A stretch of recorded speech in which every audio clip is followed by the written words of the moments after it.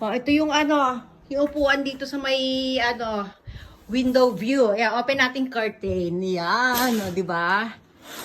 Ganyan tsura niyan. Wait lang. Wow, ang ganda ng ating view. Oh, ang ganda ng ating garden. Galing na sila Brandy niya kanina ng papa niya. Alam mo ba sila dyan? Ayan, pwede tayong maglakad-lakad dyan. Kaya lang, medyo basa sa labas dahil nag-uulan. O, tapos ito naman yung cage ni Brandy pag lalabas kami. Ito yung mga dala na pagkain ni Brandy, mga baon namin yan. Yan, o, diba? Kompleto yan. O, yan, laki ng cage. Ito yung basurahan ni Brandy. O, simple lang yung room natin. Maliit lang, no? O, dali, balik na tayo. Back to me. Yan, punta tayo dyan. Kado natin ito. Ayan, dito tayo sa ha? Upo tayo dito.